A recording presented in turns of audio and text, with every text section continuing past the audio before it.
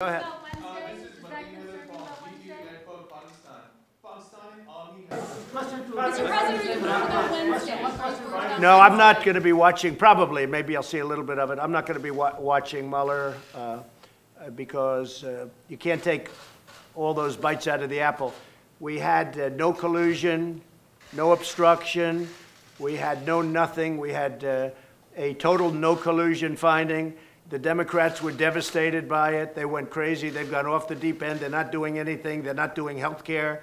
They're not doing infrastructure. They're not lowering drug prices. I'm lowering drug prices. Extending your invitation. So would you be visiting Pakistan?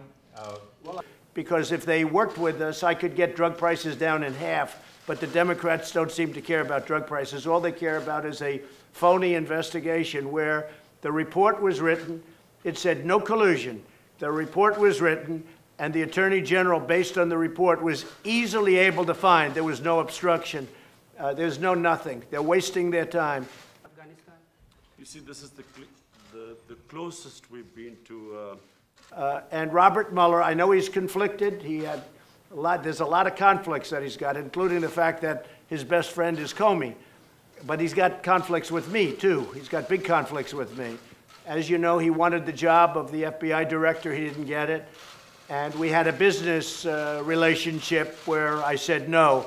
And I would say that he wasn't happy. Then all of a sudden he gets this position. But you know what? He still ruled, and I respect him for it. He still ruled no collusion, no obstruction. And this thing should have ended a long time ago. This has been going on for 2.5 years. And we're never going to allow this to happen to another president again, because most of them wouldn't be able to take it. Reports and video of protesters in Hong Kong and these ongoing protests. Nobody's done in 2.5 years what we've done. The biggest tax cuts in history, the biggest regulation cuts in history, so many things for health care. We got rid of the individual mandate, which was the worst part of Obamacare, and what it's going to end up, if we end up winning the House back, we keep the presidency, we should keep the Senate, we should keep the presidency, I would think easy, when you have the strongest economy in the history of our country, and somebody's going to run against that particular president, even though in this case it's me. In theory, I have a big advantage. I don't know, I'm going to have to ask you. But in theory, I have a big advantage.